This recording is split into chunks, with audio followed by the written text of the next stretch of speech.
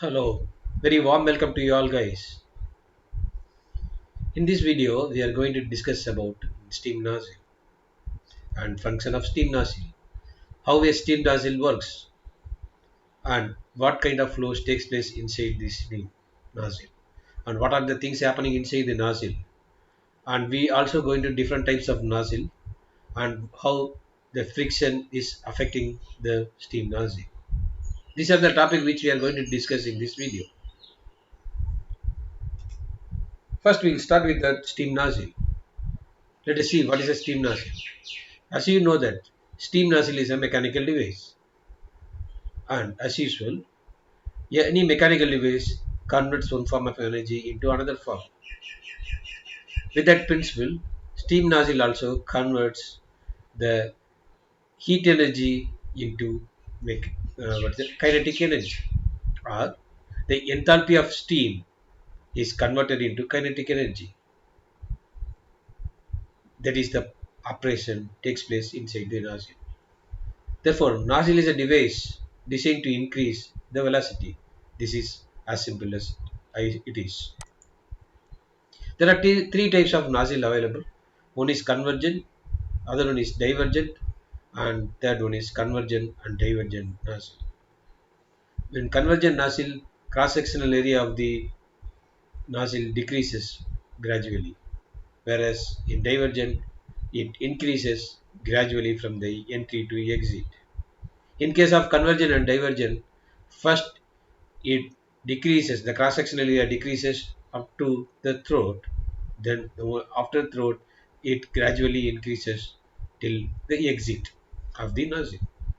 Let's see what is the continuity equation for steam nozzle.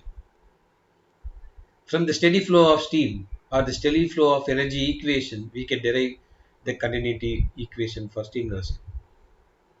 Continuity equation doesn't mean that, it also means that the mass flow, the amount of energy that transfers from one point to another point is same.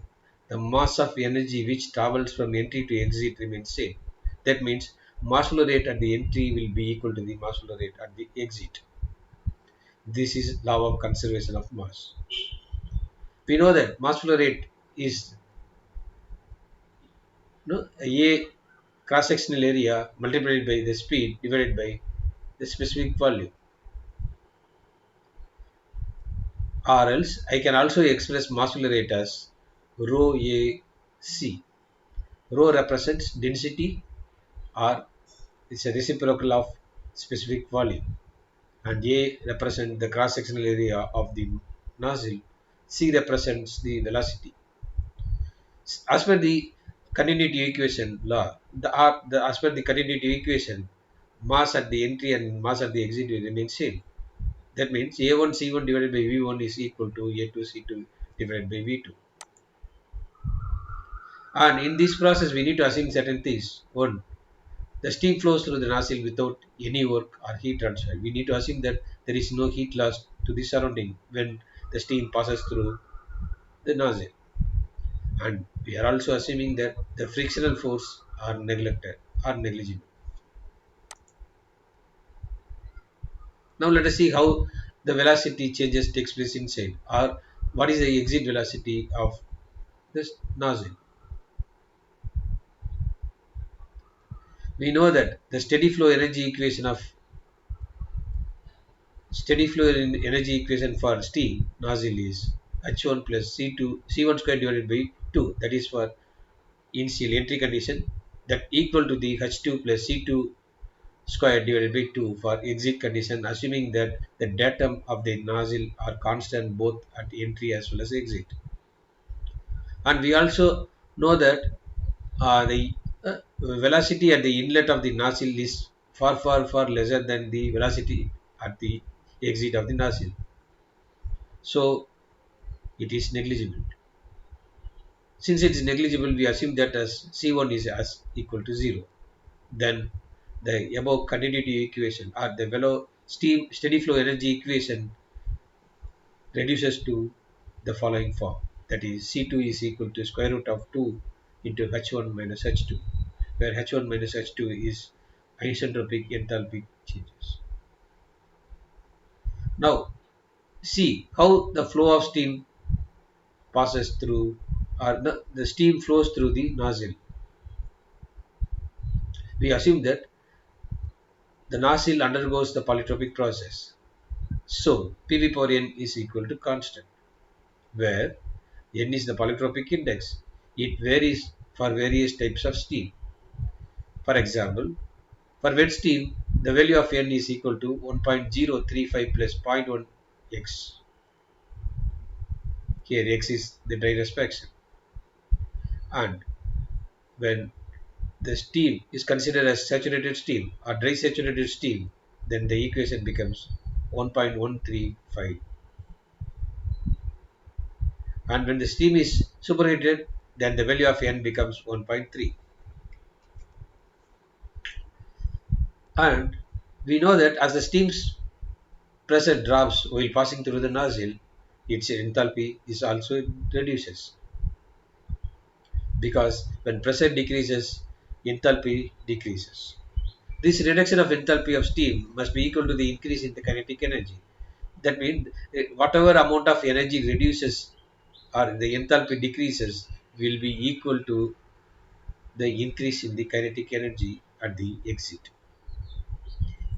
Hence, we can write the formula as C2 squared minus C1 squared divided by 2 is equal to n divided by n minus 1 into P1 V1 minus P2 V2, since we assume that we are considering the polytropic process, where P1 P2 is the pressure of steam at the entry and exit, whereas V1 and V2 are specific volume of the steam at entry and exit. And we know that C1, the speed at the inlet or entry, is far far lesser than the speed at the exit. So C1 is assumed to be negligible and equal to 0. Because of this, the previous equation reformed to C2 square divided by 2, that is equal to n divided by n minus 1 multiplied by P1 V1 minus P2 V2. Take P1 V1 outside, then it changes into this shape like square root of 2n divided by n minus 1 multiplied by P1 V1 into 1 minus P2 by P1 to the power n minus 2, n minus 1 divided by n, which is represented inside the box.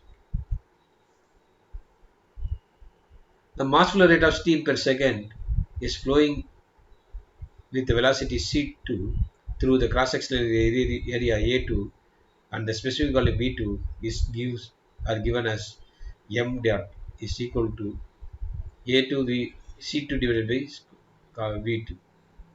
And we also know that it follows the polytropic process, that is V2 by V1 will be equal to P1 by P2 whole raised to 1 by n.